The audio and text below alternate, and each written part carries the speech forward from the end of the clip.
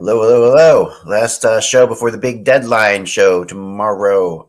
But first, let's start with you, Russ. What's going on?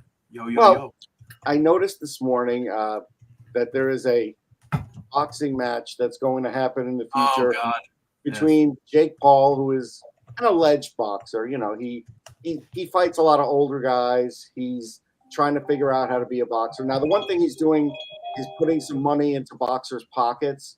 So that's good. Now they're going to have a fight on Netflix, and it's going to be him against Mike Tyson. And I have to tell you, Mike Tyson at 57 has got to have his head examined, even just walking into the ring. But again, so many of these boxers, when they, whatever their reasons are, a lot of times it's money, a lot of times they just want one more go round. They all go one time too late in the ring. You know, like Joe Louis, when he was a great heavyweight champ in my dad's era, he started wrestling. Then he made a comeback and got killed. Not killed literally, but, you know, looked bad in the ring. We all know about Ali. We all know about Larry Holmes. All these guys. Now Tyson at 57 is going to box. I just had a laugh. It's sad. It's actually sad. I'd probably rather see that than him on Broadway like he was a few years ago. But. Okay, I mean, take your pick. Broadway's not going to hurt anybody, though. Yes, it is. Anybody who paid tickets to go see it. He was on Broadway. He had a one-man show, and it was basically just him rambling for 2 hours. Listen, when he stayed in my hotel, and I used to see him for months at a time. I saw the one-man show. I don't want to be anywhere near it. That's all I'm going to say. Yeah, unfortunately, no, never mind. No, I'm not saying it. I'm leaving it too. I don't want to get sued. Sorry. All right, let's go. Hello, Hockey World. It is Thursday, March 7th, 2024. I'm Michael Agello, and I just showed an amazing ability of self-control there. I'm Anthony Mingioni. That remains to be seen. Russ Cohen from Sportsology. Still have a lot of hotel secrets locked up in my brain. And I'm Eklund. You're watching HockeyBuzzcast on HockeyBuzz.com. It is the day before the trade deadline, and it hasn't been as crazy as yesterday was so far, but we've had a couple little moves happening here and there, and we could have a couple more before the end of this show. We never know. Come on, Ek, that blockbuster Yakov Trenin deal. Well, yeah, of course, there's that one. But we did have a good one today, Mike. I'm a big fan of this player, and I thought Toronto did the right thing by going out and getting who I think is probably their best defensive defenseman, in Edmonton, that they picked up today. Okay, I think it's spin it badly somehow, Mike, if you could. What's that? Try to spin it badly if you can. No, well, no, I'll leave that. I'll leave that to Russ because I in a way I agree with Russ's assessment. Right? Okay. He's a big defenseman. That's what Brad Treliving likes. Unfortunately, he's another lefty. They've got about 5 billion lefties and 2 righties, and that's a big thing. Now he plays the right side. He's a lefty who plays the right side, but we know that how well that's worked with TJ Brody. So He's not TJ Brody. What's that? He's not TJ Brody. No, but they're both lefties who play the right side. There's a lot of left-handed players who play the right side. It means something. It does. It doesn't mean it's such a it infuriates me because it's been going on for so many years. This whole for a reason. Obsession. Go ahead. No, I'm just Go ahead, Anthony. Go ahead. No, I'm just. I want to see Edmondson and Brody put together so we can call it the Bruiser Brody pairing. Oh, I'm just saying he's been a very good right. I'm not saying not unlike Brody. I'm not. No. For a few years, Brody was a very good defenseman on the right side, but unfortunately, Brody was signed as somebody who was going to be a second pairing defenseman, and because of the Leafs' inability to improve the depth of their organization, plus the Muzzin injury, he was forced into being a top pairing guy with Morgan Rielly, and he shouldn't be playing those kind of minutes. Now, Edmondson is basically going to be a 5-6. Yeah. And their bottom pairing, and he's going to help penalty kill. But here is my issue. And again, Russ will take it from the draft pick perspective. I'll take it from this perspective. Okay. This team is not good enough to win a Stanley Cup. So why are you trading for rentals? Eck, you watched that game last night between them and the pitiful Buffalo Sabres that they barely won 2-1 in overtime. But the Buffalo Sabres always have their number. The Buffalo Sabres always have their number. It's not like they didn't show up against the Bruins on Monday, and last night they were so they were so without energy that it was like kryptonite was in the building and they were Superman. But they got the win. They get the win. They got the win. I mean, that's a different thing in the past when they wouldn't have gotten that win. I mean, they got that win. I'm not saying they're the best team in the league by a mile. I'm just saying that it's just that this is a trade that they have to make because they do have to. No, they don't have to make it. If for no other reason, you have to give like Austin Matthews, who's having a year of his life, a half decent shot, a better shot. And you know what? If that's the case, if that's your justification for everything, then you should have traded William Nylander 2 years ago and replenished the areas of the team that you needed to make yourself a stronger team. But you didn't do it, so now you're going to hole plug, as you've been doing the last 3 years, with a bunch of veteran guys who are going to walk away for nothing, and you're giving away draft picks. Go ahead, Russ. Yeah, and that's the thing. I think on this one, they picked up a guy that isn't going to help them that much. It's a move that I don't think does much for them. I'm surprised he's only 30 because really he kind of, when you watch him on the ice, kind of seems like he's 35 already. He's just never been fast. We can start there. At St. Louis, which is now, 5 years ago, was at the height of his usefulness. Mm-hmm. He's really gone downhill ever since.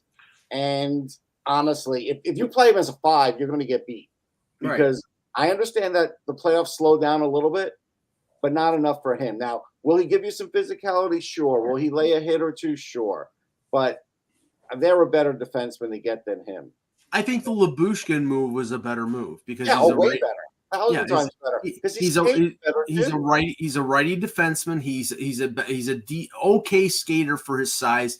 I mean, they're both physical. And like I said, now you've added 2 defensemen who you can mix into your top 4 in terms of penalty killers, in terms of 2 pairings that you rotate. It'd be Lyubushkin and Edmondson and McCabe and probably maybe Benoit. So that's okay. And you've increased the size of the player.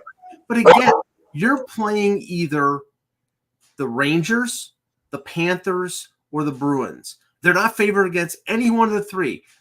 Unless the Bruins don't go out and add that center before 3 p.m. tomorrow, they're underdogs to all 3. Mike, how many draft picks do they have in 2025? Yeah, I told you that. I'm just double checking because to make sure I'm 100% correct. They do not have a pick in the first 4 rounds. They had an extra 5th. And that was the one that they traded in this day. So they have a 5, 6, and a 7. So this is the thing. You better hope that there's a decentralized draft because if there isn't one, they're sending their draft people out there to draft at about 11 o'clock. Mike, can Toronto get involved in any deals as a third-party broker to try to get squeeze a pick somewhere? They don't have the room. They could literally do a Mike Ditka and just, go there, have somebody say, we traded our other picks, close the suitcase, and fly back home. But, yeah, they don't have the room. Maybe next year they can, but no. So, yeah. And they traded a third-round pick this year. So this year they have a first and then a 4th, 3 5ths, and 2 7ths. All right. When you start off with a new GM, the idea is, and I get it, sometimes you have to make up for the mistakes of the previous guy. It's fine. But the idea is you shouldn't be limiting your future. And he's already limiting his future to go around in the playoffs. Now, maybe their window is wide open right now. This is a team. No, it's not. It's not going to get more open than this, Mike. Yeah. There aren't teams that have windows more open than this in general. I mean, it's very rare that any team gets this window. You know what happens when the windows open like that? Stink bugs come in, and that's what the Leafs are. The problem is that your window is not open when you're paying half your roster I thought my Bruiser Brody thing was worse than that. And you just beat me, Russ. Your window is not open when you're paying 4 players half your salary cap. You're paying that because these are 4 really good players and when you have 4 really good players like that, you can't say your window isn't open. It's ridiculous. Right, but you can't. You cannot say the window is open when you can't put a team and surround them with one. They have done that this year, though. The issue is they have done that. They're not a perfect team. They're not. They're not even. I would feel like Eck feels if I felt like the goaltending was more solid. Maybe by next year it will be, but right now it's not solid. We don't know. It's a lot of unknown going down the stretch of the season for them. No, it's not. It's not as solid as it could be, but it's as solid as the team who won the Stanley Cup last year was going into the playoffs. I mean, it's as solid as many. They aren't a team about their goaltending. This isn't a team that's going to win based on their goaltending. You can't win based on their scoring. You can't win in the playoffs winning 6-5. It doesn't work. Who else scores anybody in the playoffs that like that? Nobody. Yeah. And I had a discussion. I had a discussion last night in the press box at the Sabres-Leafs game, and I said, well, okay, justify to me, your enthusiasm or your optimism that the Leafs will get past the first round. And he said, well, Max Domi had a great playoff last year with Dallas. That's true. Tyler Bertuzzi had a great playoff last year with Boston. That's true. Yep. The Leafs as the windows that was, but right. The Leafs core group had a really good first round against Tampa Bay. That's true. That's a lot of hope. That's a lot of hope. That's all anybody has, though. I mean, anybody. No, there's no team that doesn't. It's just what you're saying. There is no different than any other team in the NHL, Mike. I mean, it's like I'd rather have hope. I'd rather hang my hope on Matthews and Marner than hang my hope on two other players in the league. I mean, you've got two of the best players there who can potentially be really great. And why would not you hang your hope on them? I don't get this. It's. I mean, great. You hang your hope on 2 players. It's a 20-man roster. Which way you want it, Mike? I mean, it's like you go back and forth. You need to surround good players with good support players. You don't think they have good support players right now? No, I don't. You don't think so? I think this is the best support players they've had with this group. I think they made some good moves last year this year. I think last year's when they brought in Achari and they brought in O'Reilly and they brought in Shen and McKay, that was a better support group. The problem is you couldn't keep them. Right, and but that's how it works at the trade deadline, and that's how when you have a good team, you're trying to add those extra pieces that might throw you over the top. That's how it works. Well, but to be fair, if they had better support people, Bobby McMahon wouldn't be playing right now. And there's one defenseman, Mike, who is it? Simone, what's his last name? Benoit, who's actually played good, but but he probably wouldn't be on the team either. Right. Well, which is why they went out and they got these 2 defensemen. I mean, it's like they went out and got 2 defensemen who are NHL proven defensemen who both played in the playoffs, who have a chance to actually help them.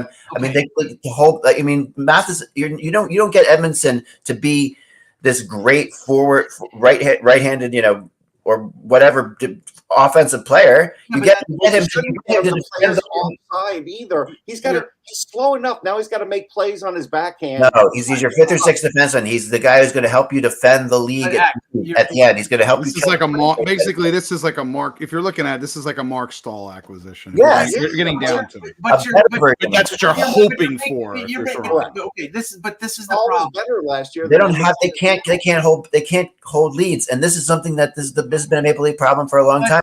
This is why they need players like this. This is the problem. The problem. Okay, if you were a top 4 like Trouba, Fox, Lindgren, and Keandre Miller, a top 4 that is probably the best or second best or third best in the league, or Vegas with their top 4, or Dallas with their top 4, and you were adding a bottom pairing guy like Edmondson, I would say that's a difference making move. But the problem is that right now your second pairing for the Toronto Maple Leafs is Simone Benoit and Jake McCabe, which is probably a good bottom pairing. You don't have half of a top 4 there. So what the hell difference does it make to have a bottom pairing? It doesn't. So you think you can go into Austin Matthews and sit there and say, you know what, Austin, we're not going to go for it. We don't have a chance to win. We're no good. Even though we have, one of the best teams. He'll find out. We have a chance to win, so we're not going to even try. We're not even going to try. And you think Matthews would be fine with that? He'll find out when they lose in the first round of Florida, and then they don't have any draft picks for the next 2 years, and they can't replenish. Florida, you're not picking the Leafs. So stop this mirage right now. If they play Florida, you know they're going to get their clocks clean. Of course they're going to, but you can't sit there and we could all sit there and say that probably they will lose to Florida, but there's no, when you have the amount of talent they have. Then what's the point? Then what's the point? Why are they even putting a team on the ice, Mike? I mean, what's the point of any of this? I mean, the reality is you're acting like this is like some kind of, it's only good to make moves if it's guaranteed. No one's got guarantees here. I didn't say guarantee act, but there's a proper structure to putting together a team, and the failure of the Toronto Maple Leafs during the Dubas era and now into Brad Treliving is that they've put all their chips on 4 guys, and they've proven year after year after year you're not winning with just 4 guys. The teams that have beat them have been deeper and more talented, and that is the way you do it. It just is. But what not necessarily last year that Florida last year was deeper than Toronto was. But there is but if you want to talk about will and things of that sort and drive, I think I would agree with that. This year, Florida for sure, I think is deeper than they Anthony, are. Last year, Florida had the better goaltending. They did. But I'm picking Florida against any team in the Eastern Conference. Mike, last year, they had the better goaltending than Toronto, and they had the better defense than Toronto. The Toronto had the advantage, but then you had the guys like Bennett and Lomborg who were running amok. And I think going into that series, I mean, we can go back, we can relitigate that series. Florida having, obviously coming from behind in that first round series, as much as they were, and that's how they kind of got on their roll. But I think just if we were just looking at it evened up in the circumstance, to me, it was initially a toss up series for me. Yeah, it was, and I mean, granted, like Russ, you can't sit there and say they're worse this year than they were last year. We have to admit that. I'm not going to admit that. I'm not going to. I need to see whether or not Edmondson can turn into Shen. Yes, in this series. He's better. Can Lyubushkin give you something? But they don't have they don't have some of the other players that they had last year. Lyubushkin's basically the Shen replacement because he's playing with Riley. He's better than Shen. And Edmondson is probably playing on the bottom pairing with a guy like Liljegren or maybe. So who was he replacing, Mike, from last year? Who? Edmondson. Probably. Well, I mean, who were your 5th and 6th defensemen last year? Jeez. In the playoffs. I mean, I'd say he's better than either of those guys.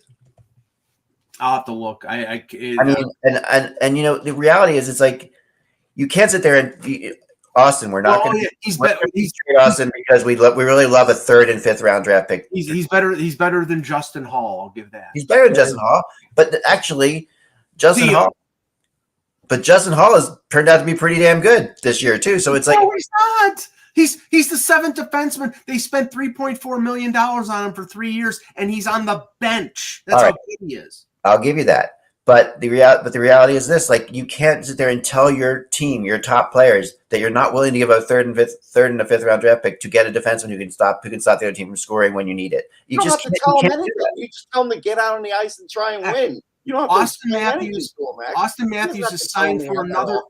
Austin Matthews is signed for another 4 years. You tell Austin Matthews, okay, you're having this great year, but right now this team is not good enough to win a Stanley Cup. So do you want to continue to waste assets and make this team worse down the line? So then 3 or 4 years down the line, when you're 29 or 30, we're not going to be good enough? Or could we invest in those young players that might be good at that point? When Austin Matthews and Marner are gone, it's like, I mean, they're not going to be gone. He's got 4 years left in the contract. I know, but so you get 1 year. I mean, the reality is you have to, when these guys are in their prime right now, you've got to try to win when they're in their. Do the right thing.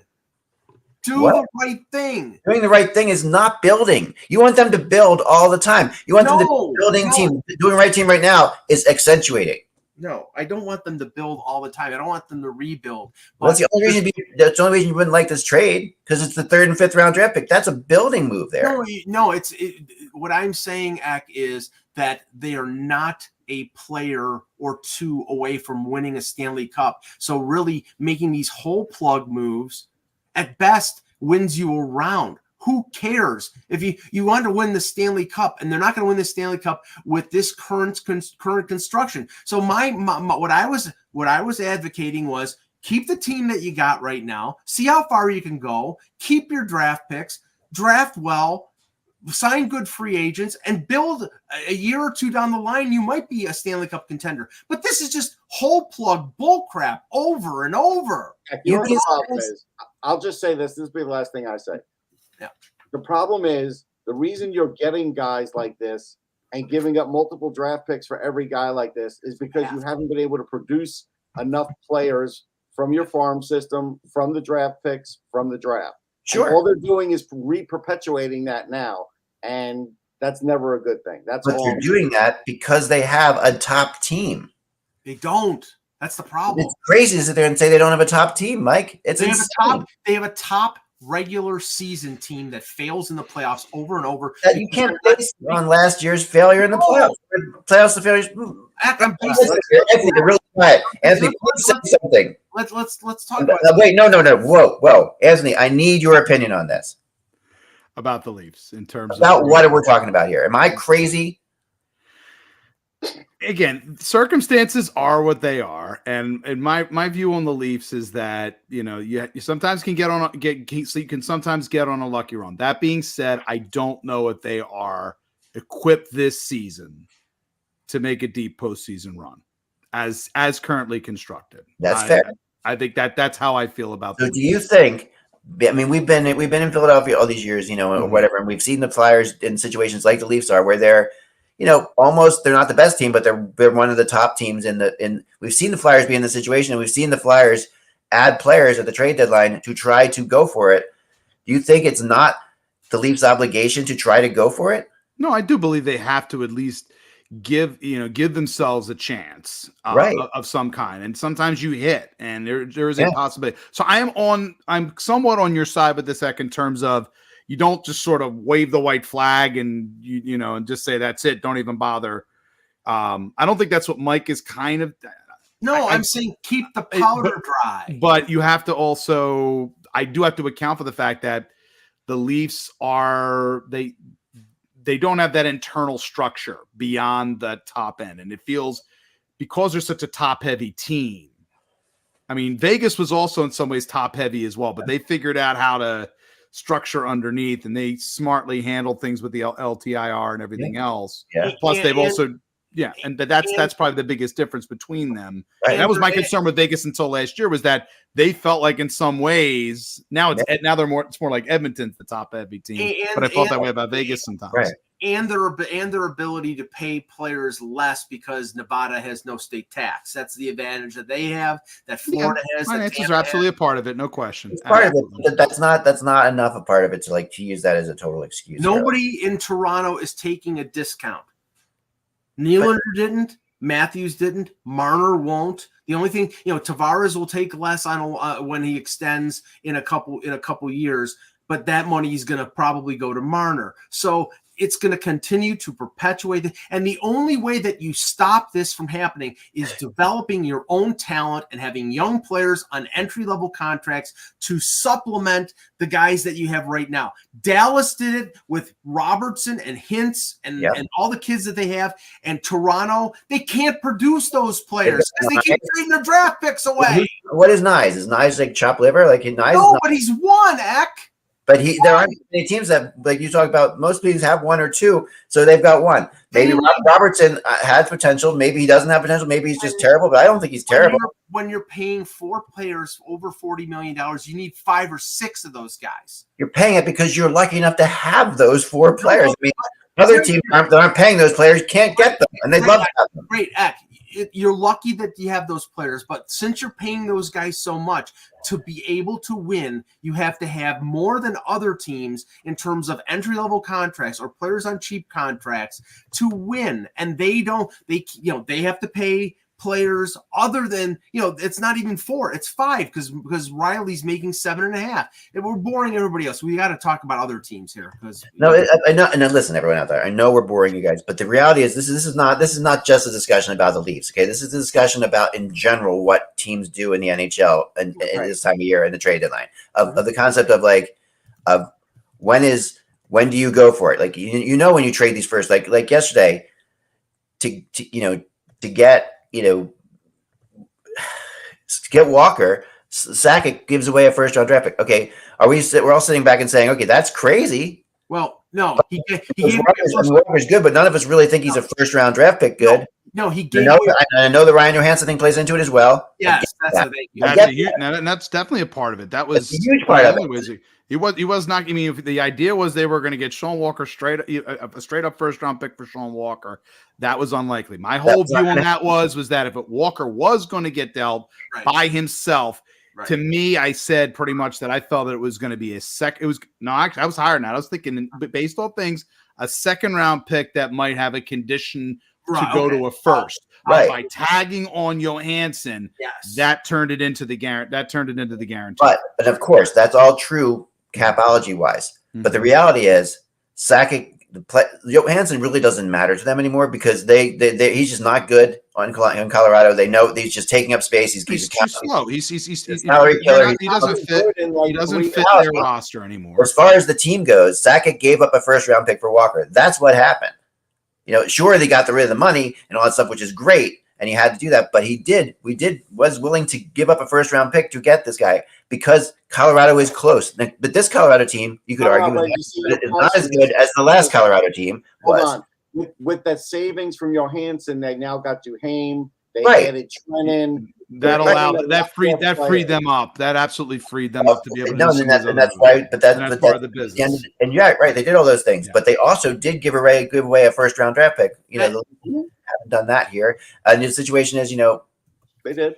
That deal was as close to the Patrick Marleau deal to Carolina for a first-round pick than I've ever seen. But Walker was the cherry on top of the sundae. They got a defenseman who could replace Byram in the short term, but it came at the cost of giving the Flyers a first-round pick to take $4 million off their cap. It wasn't a first-round pick for Walker. It was a second-round pick for Walker and paying them an additional round to get rid of $4 million of dead money, basically. Yeah, but at the end of the day, they didn't lose a second round pick, Mike. They lost a first round pick. No, I know, but what I'm saying is in terms of evaluation, in terms of the play, if they had traded Walker to Colorado in a straight deal with no salary retention or no money coming back, right? What Anthony said is right. It's probably a conditional second round pick.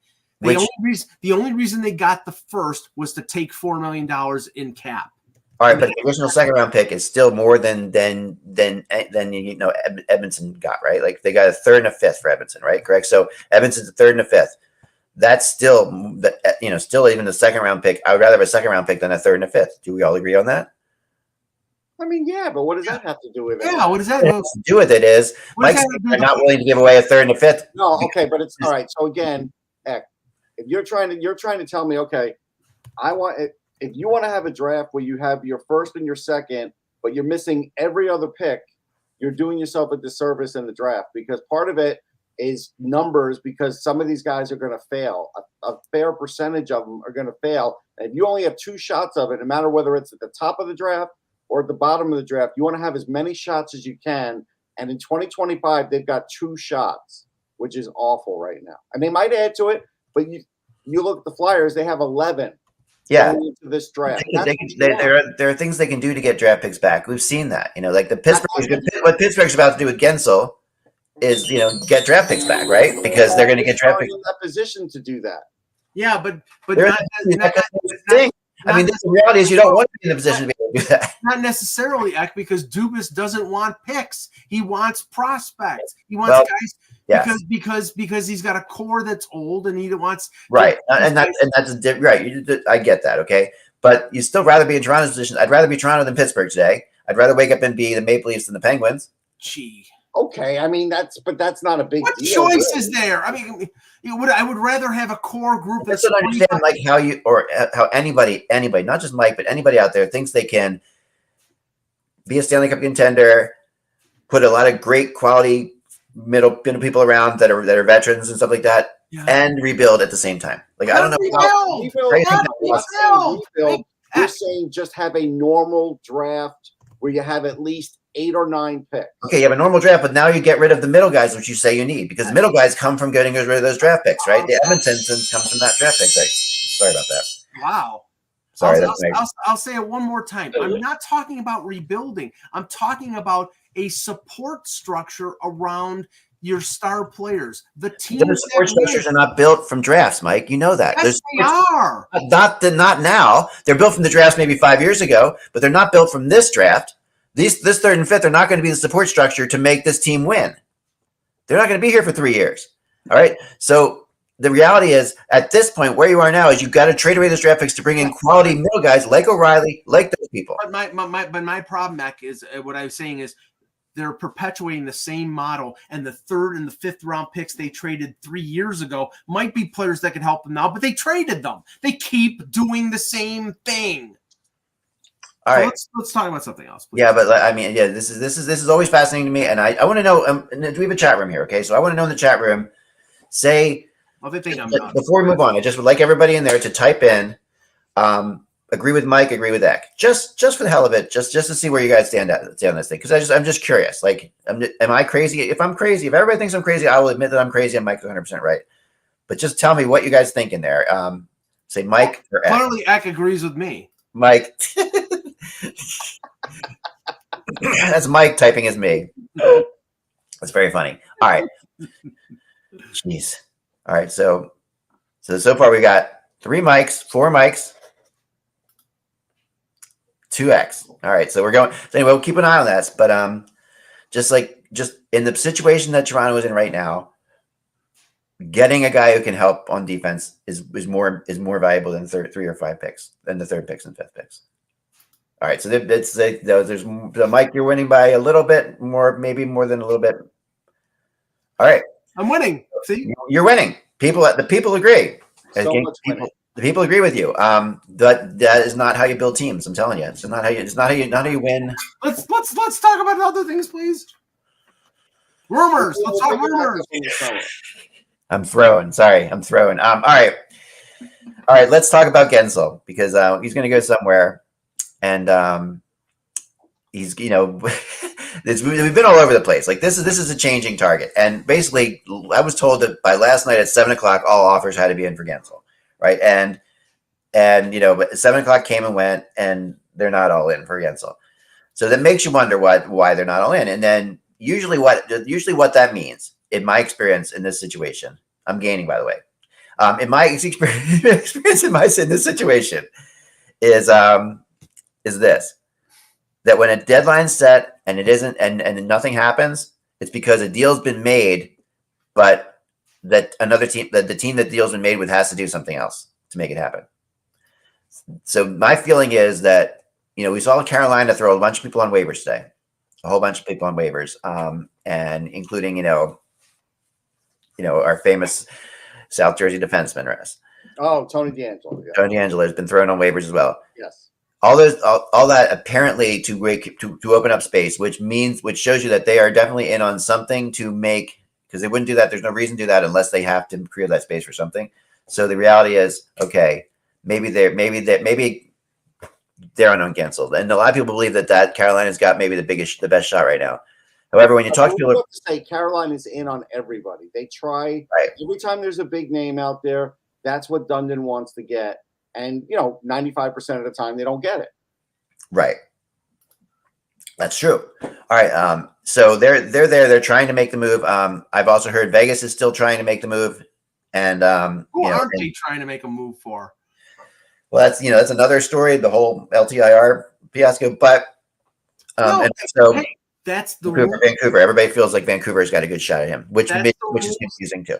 That's the rules that everybody operate with. So if the playing field is equal, and I mean, again, Stone got hurt. He's got a lacerated spleen. I don't think they're making that up. No, I don't think they're making that up either. It should like unless Kelly McCrimmon took him behind the T-Mobile Arena and hit him with a fire extinguisher in the spleen. I don't think that happened. So, like I've said before, like I know these guys are hurt. It's just whether they could come back on April 12th or April 15th, depending on if the season was starting or not starting. That's what bothers you knowing. Because if they come back on April 15th, none of this can happen. Or if they come back on April 12th before the season ends, this shouldn't be allowed to happen. Yeah, I think Vegas will lose out on Gensel because I think they're not going to give up their best assets. They would have to give up Brendan Brisson, and I don't think they would. People are wondering how is Gensel without Crosby. I think Getzel's damn good without Crosby. And he's good without Crosby. Gensel is extremely fast. He's one of the top U.S. players. Yeah, he was great in college. I mean, he was. In my mind, he'll be overlooked because of his size. He'll be on the Olympic team, the U.S. Olympic team. He's a quality player. He's definitely fast. He'll be in playing with Aho. He could be just really phenomenal. Like you can see that. He'd be great with Aho. Well, why don't we talk about the other rumor that was out there that because there was I think it was Arthur Staple Russ that had reported that there's a rumor about the Rangers being in on Gensel. The rumor was there. I don't think that one's going to happen because. Again, I wrote about this stuff on NHLDraftBuzz.com. The Rangers aren't going to give up Gabe Perreault. Now, would they give up Othman? I personally would not on a rental. Yeah. Now, if Gensel were going to sign there, then I give him Othman. Because guys like that, they're almost like a step from the NHL. Yeah. Not worth who could be a top six, and Perreault could be a top liner. You don't give them up for rentals unless you're getting the guy for term. So I don't feel like Gensel is a New York guy, and so I don't think it's worth it for them. Now, here's an option I did that younger fans hated, and I spoke to this about Mike, but I do think would work for the Rangers if all these others fail. Like, Buchnevich, they want 2 firsts. Nobody's given 2 firsts. Right. They might give you a failed first-round pick and a first, and maybe you turn that guy around. But Mike, No. I agree. Yeah, but I did talk about Max Pacioretty, because at the end of the day, right now he's healthy, 15 points in 25 games, and if he actually is healthy, he could play on first or second line for a playoff run, and he can be effective. Yeah. And he's always wanted to play in New York. He's a Connecticut guy. I think that would be a kind of like, now the only thing about that is you run into that situation. Guys always want to play in New York, and if somebody wants to play in New York, the Rangers always get them. We've seen that many times over. We've talked about that many times. Like Patrick Kane is a perfect example last year. But should they be screwing with their chemistry to bring in Pacioretty? I think they would get screwed less with Pacioretty because Pacioretty would do some things that some of the Rangers right now are not willing to do. Pacioretty wasn't willing to go in the corners because he couldn't. He was hurt. Pacioretty will actually go in the corners, and he might get Mika Zibanejad scoring again, who hasn't really scored much lately. So he can improve that way. It's a low risk move. His salary, I think, is $1.5 million, something like that. So Washington has already retained on Mantha and already retained on Edmondson. So I'm checking to see whether they have another retention. I think they have enough for that. Yeah, well, each team has 3, so I think that they've retained only 2. Right. Let's see here. They've got 1 more, so they could retain on Pacioretty, and with Pacioretty being $2 million, so it would be $1 million. Right. So the Rangers Zucker got pulled. Maybe Zucker is another one on that Ranger list. But after getting Wenberg, I don't think they're going to bankrupt themselves with a Gensel. Yeah. I just don't feel like they're going to do that. I don't feel like that either. I agree with you on that one. I think that's. I don't see them going after Gensel. I do think Pacioretty would be a great fit for them. I could see now if Vancouver's getting Gensel, that means other things are happening too, right? So that's another reason that this trade. They sent Pod Colson back to Abbotsford, right? But that's actually a good thing to keep him playing. Still not enough though. Yeah. Now here's the other thing. This is true. Because Chris Johnston reported it this morning. Yeah. They're still in on signing Kessel at the last possible minute while he's trying to get in shape and maybe make their playoff roster. So they're still messing around with that too. No, he's going to sign a deal tomorrow. I've been told that he's going to sign just a small contract with them tomorrow because if you don't sign by tomorrow, you can't play in the playoffs. They're going to have him. He's going to be around. He's going to be there. Whether or not is he signing a contract with Vancouver or Oscar Mayer? with Vancouver. And I know I think it'll be like league minimum. It'll just be like the kind of thing that gets him on the roster, and he'll continue to work at trying to get up to speed. If he does get up to speed, hey, that could be an interesting addition, down the line. And not to say that Phil Kessel's phenomenal, but he's been a good playoff player. He has, been really good. I mean, I know he's got experience. He's fast. He's not going to hurt you speed wise. That's always a big thing, So speed wise is the problem with getting older guys right now is speed. That's always the issue because this league is so fast. You can't, especially on the forward side of things, you can't get unless it's a defensive type specialist, you can't go for just a really slower guy. Toffoli's also sitting out tonight. Yeah. He's out. He's not playing tonight. So we're seeing this whole sit out player tonight. Well, I mean, on Scott Lawton because the other day he was sick for practice. And if he's sick tonight for the game, I still think there's a chance something happens with that too. Yeah. We won't find out until probably just before game time because the travel situation from Toronto yesterday was psychotic because the QEW was closed in a certain spot. So the Sabres could not get out of Toronto until at almost 1 a.m. and didn't get into Nashville until 4 a.m. So they're not going to morning skate and they're just going to have availability before the game in Nashville tonight. But they may sit out Oposo, Gergensons. They're probably definitely sitting out Eric Johnson. So they may sit out all three of them because maybe all three of them are going to get Elliot moved. Friedman says he thought that Lawton might sit out too. So he said that on the Jeff Merrick show probably after Mike was on today. And so that's the thing. If that's really true, then he's in play too.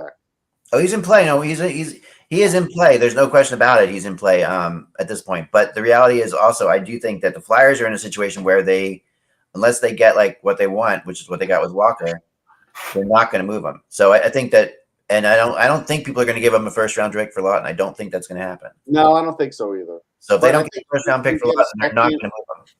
I think you get a second and maybe another pick, or maybe you get.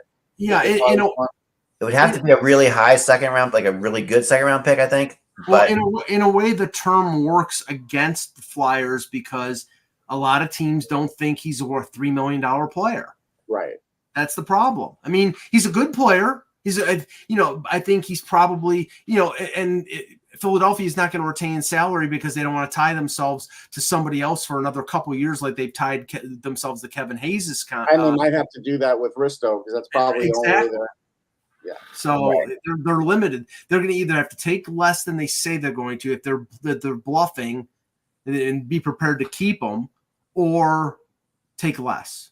Yeah, I mean, I think Lawton is definitely a value player. What was that? There's a thing going on. We may not want to talk about because it's not sexy, but there are a lot of teams trading prospects right now. So let's talk about it. In a Lawton trade, you could see maybe each team puts in a prospect that they're sort of done with and needs a change.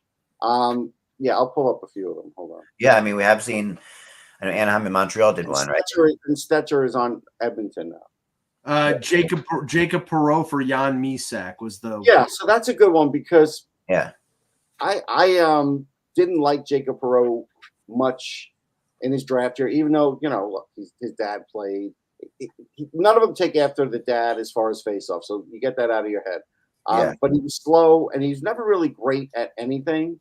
And I think this year he has 18 points in the AHL at 21, kind of like in that middle ground where you don't know where he is. 18 and 31 games, 18 points, 31 games. Yeah, Misak, while he may only have 20-something points, is a goal scorer. Now, Misak could be frustrating because his full all-around game hasn't rounded out, but he's got 13 goals this year, even though we would all say he should do better than that. He's also 21. I would prefer going for Misak because I feel like he is, as a goal scorer, I think you could get everything else to the point where you might get him scoring goals for you, and you don't have to worry about the two-way as much, where Perreault is going to be better defensively. So I think I don't know why Montreal did it, but I know why Montreal did it because his name is Perreault because he's a Quebecois and unfortunately you could be right.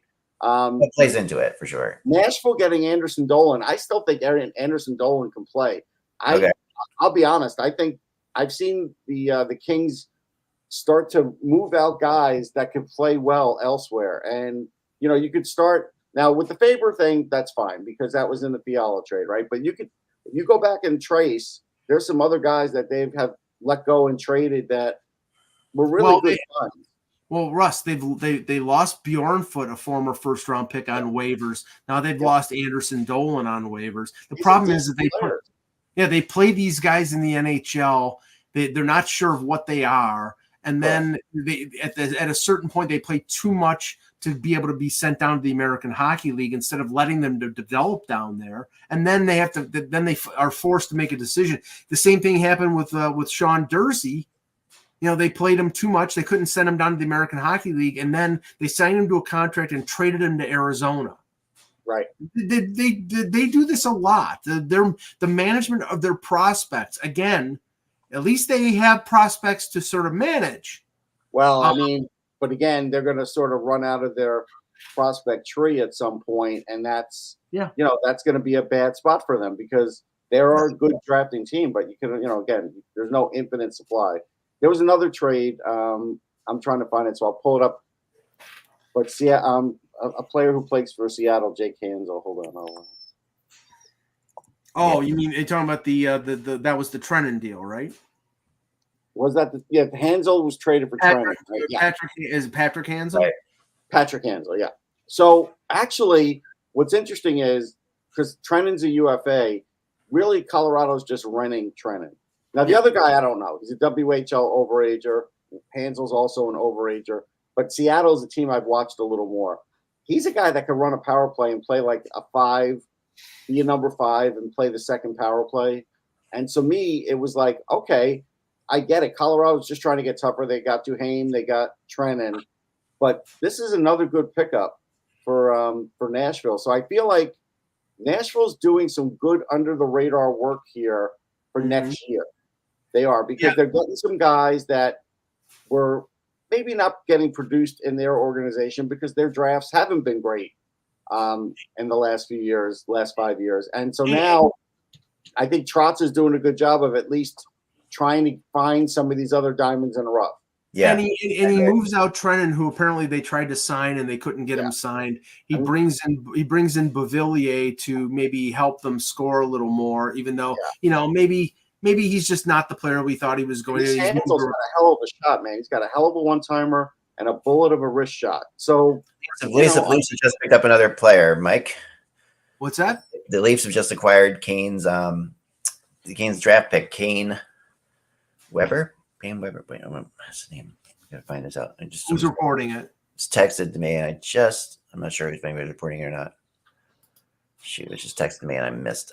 Oh, Cade Weber. Yeah, Cade Weber, is that it? Yeah, I don't know Cade Weber. It's like an unsigned draft pick that the Carolina Hurricanes have. For a 2026 6th-round pick. Yeah. Wow. Well, is this guy any good, Russ? I don't know. I don't know him. I'm checking my notes. He doesn't sound familiar like I have anything on him. Okay. Boston University. Oh, here we go, Russ. Boston University. He's a senior. He's 6'7" and 208 pounds. Yeah, that's your thing. That's why they got him. So Treliving's stuck on this, Eck. This is. He doesn't want to get. I can't tell you whether he's good or bad. I've watched a couple of BU games this year, but I haven't really noticed him enough to say what he is. But again, for a 6th-round pick, it's fine. It's not shot. It's worth a shot. What the hell? This was worth a shot. Yeah. Yeah, at least he's 23 years old. They're going to sign him to an ELC. Right. That buys him a couple years. They'll find out in the American Hockey League, and it's a 2026 6th-round pick. That's fine. I'm just saying it's like, we know the MO of Brad Treliving, and I have nothing against this. There are teams there are managers who like Kyle Dubas liked small, skilled forwards. Brad Treliving likes big, tough defensemen. And this guy is 6 foot. This guy's lanky. 6'7", 208 is not. It's not Matt Rempe. Matt Rempe's that's very lanky. Yeah, Matt. I'm Rempe's 240. I'm 5'9" and 230. I'm not lanky. That's like the size. That's like a newborn giraffe there, Mike. You're looking at there. It's like a newborn giraffe. The guy they picked up. That's like newborn giraffe dimensions. Yes. Wow. That's pretty crazy. Also, so the other thing we do have to talk about is the signing of Forsling today in Florida. Yes. That's a good signing. I thought it was a great signing. Yeah. I think that if you look at the Panthers this year, Forsling has been really good. Like he's been. He's a plus 41. Yeah, he's been one of their best defensemen.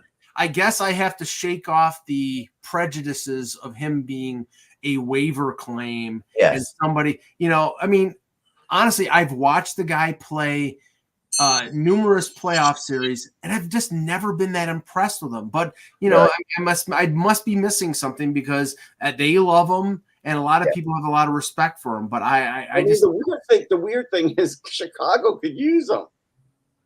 I know Chicago let him go. I know. Right? Yeah. I mean, it doesn't make any sense. Carolina of Zito's abilities to pick up talent. But he was on Chicago too, Mike. Yeah, I know. I'm saying there's a number of teams that just sort of passed on this guy.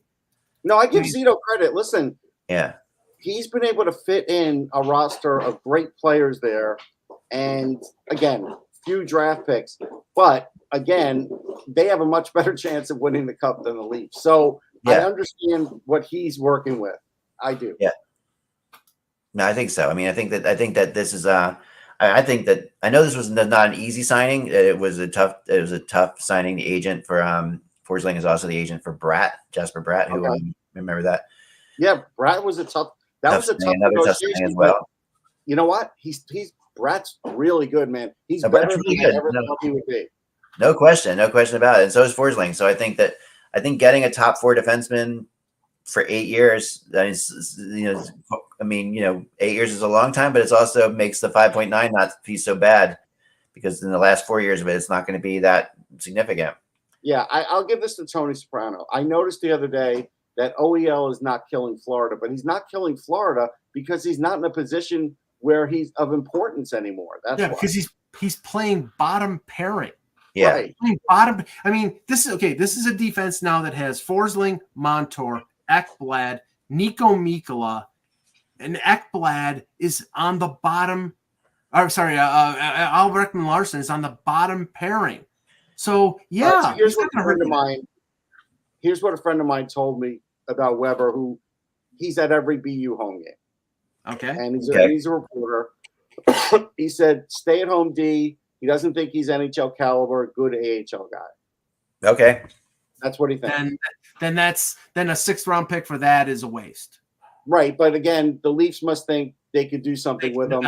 So I'll give him the benefit of the doubt and say, okay, we'll see. Yeah. Maybe they think that if Gruden is staying around as the Marlies coach, that they can coach him up. Right. And Gruden's a very good coach. I mean, so anything's possible. But again, that's why it's a 6th and they have nothing higher. Yeah. No, that's for sure. So, I like the Forsling signing. Like I said, so tonight, before we get out, it is interesting because the Islanders tonight are going up against San Jose, and they're only 4 points behind the Flyers, and the Flyers are going to go up against Florida. Yeah. So it really going to be an interesting night to see if the Flyers can't beat the Panthers, which you would not expect them to beat. They beat the Panthers recently down there, but you wouldn't expect them to be able to do it again. Did with Stellaris in that. I will say that. Right. I don't know. I guess it's Bobrovsky tonight. I'm not sure. It's Bob tonight. Yeah. So that was just a 2-1 game though. So it was a tight game. Right. So it was really more we should talk about Duclair before we talk about the games because that's another one where Ranger fans are like, hey, get Duclair, whatever. He was good in Florida. Duclair is a tantalizing guy. Yeah. But it's not like he's a great playoff performer either. He's a good player, but the problem is San Jose is looking to maximize on every trade. And that's why I don't think the Rangers will do it. I think somebody else might do it. But they're looking to maximize every deal to get as many picks as they can because they're really, they're starting over. And so they're rebuilding, Yeah, so Duclair knows he's going to get dealt, but he probably won't get dealt till the last minute. That's one where I feel like Greer is going to work the phones until the very last minute. Well, I agree with that completely. it's funny because not only Duclair, but but Barabanov's name has been he's circulated a dealt lot. too. Yeah. No, I did just say I did a couple of my trade rumors today. I on my rumor chart, I did go to some of these players that are they're more obscure like that, Mike. Like I have Barabanov on my rumor chart, and stuff like that. So yeah, I'll bring it up for a second. Tell you where I could see him going. But yeah, there's you got a couple of these players. Okay, so like Brandstrom's another one, in Ottawa. Yeah, I would personally stay away, but somebody might take him for a 6th round pick. If they're looking for anything more, boy, that's going to be tough. I don't know. Yeah, well, Edmonton really upgraded their defense on their team defense with Troy Stetcher. I mean, honestly, it's like you trade. I mean, but Russ, he's not a defensive defenseman. He's a depth move, and they've right, got it's a depth move. when you need, and if you're gonna have a long playoff run, you need guys like that in there once in a while. Yeah, but it would be nice if they upgraded the 6 who they play. So I've heard the Bruins, Devils, and Islanders in on Brandstrom, and for Barabanov, I've heard the Penguins and Sabres. Okay. So and Lightning. How's the goalie deal going for the Devils? I know, still nothing, right? Still nothing. I know. Well, Barabanov is a UFA, so I can't see the Sabres trading for him because they're not going to give up assets for an expiring contract. That unless you know that you can get, unless they've worked out something, that's always possible. Yeah, I mean it's possible. I mean, we've seen a lot of these deals now where these players are signing extensions. But by the way, that's the other, the whole thing with I think it was Kevin Weeks that reported that he wouldn't be surprised that Hannafin signs an 8-year deal for $7 million in Vegas. Yes. Yeah, I could see it. And by the way, go ahead. Sorry. Go ahead.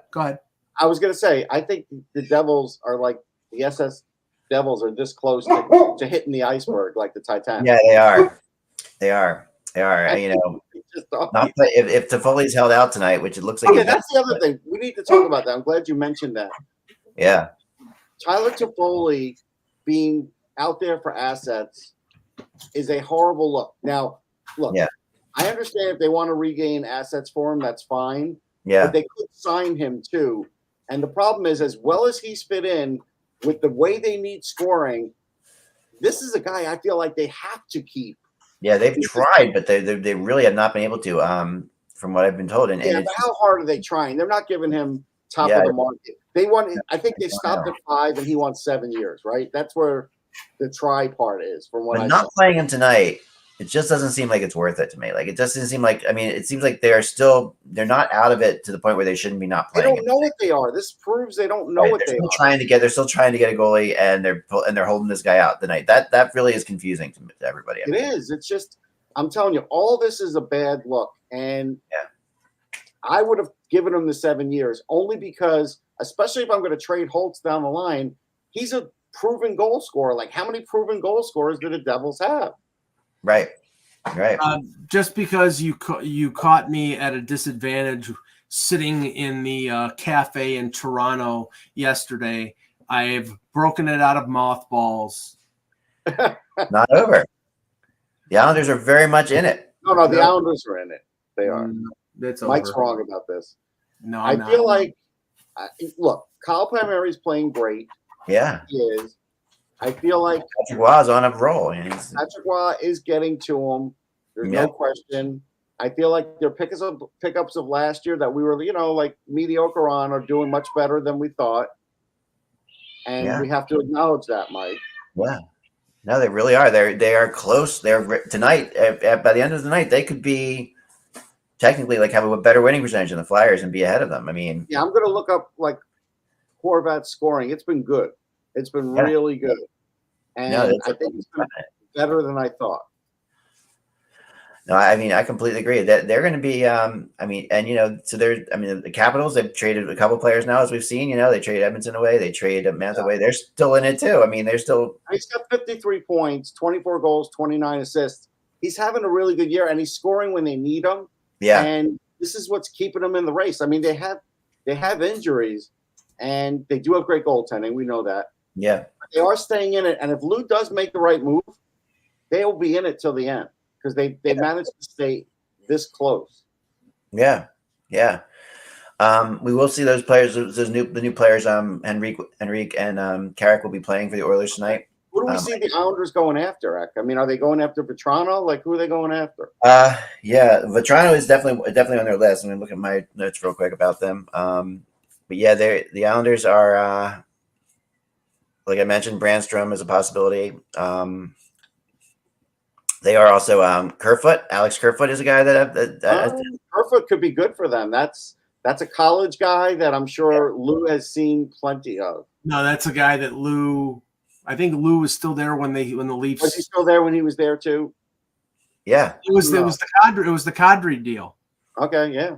So he knows him from Harvard, knows him from the Leafs. That's actually Lou. That's a really good one where I see Lou getting a guy like that. Yeah, that would make a lot of sense, and it makes sense for Arizona to move Kerfoot out too. Yeah. But he makes money, and they have to figure out. I mean, that's the issue. I'm assuming would be how they would make that work salary cap wise. I do not know. Well, I mean, Kerfoot makes 3.5, and if you're this is the thing. The edict from Lou is we're not selling or we're not trading anybody. Well, okay, you need to make hockey deals here to make things work. I mean, you could trade a Matt Martin or a Clutterbuck and open space up and have Arizona retain 50%, but then Arizona would have to retain for next year as well because Kerfoot was signed for 2 years. Right. Now they may not have a problem with that because they've got let's see what old player do they have still on? Oh, that's right, they're probably retaining salary or they have LTIR on Terry Sawchuk or somebody like that. Yeah, because they had that's right. Longer and who else? Yeah, Zucker does seem like a Islander guy too. Zucker's a good one too. Yeah, it's another. Yeah, but he's making $5.5 million. Yeah, well, that's why he's an Islander guy because he makes $5 million. I mean, he would have to be. I would go for Kerfoot over him for sure. I think Kerfoot does more, but the thing, Zucker is a very good clutch goal scorer. He is. Yeah, we know that for sure. But yeah. But he also has struggled so much. It's hard to say. I don't know. It's hard to say, but they will be active tomorrow, and I think that I think one of those two guys is a good bet. I really do. Yeah, it's just the big stars now that Yeah, they're not going to be. I mean, there are people that say they're in on Gensel too. I don't know that we could see that. Gensel's going to get moved. He'll be the biggest one moved tomorrow, and then after that, yep. I think he gets moved before tomorrow. He might. I think he gets moved tonight.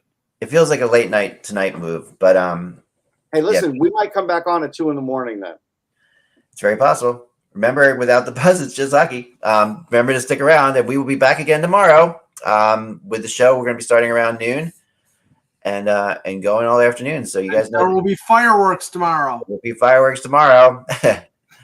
We won't talk about the Leafs all day, I promise. Yeah, please. But, all right, so we'll talk to you guys soon.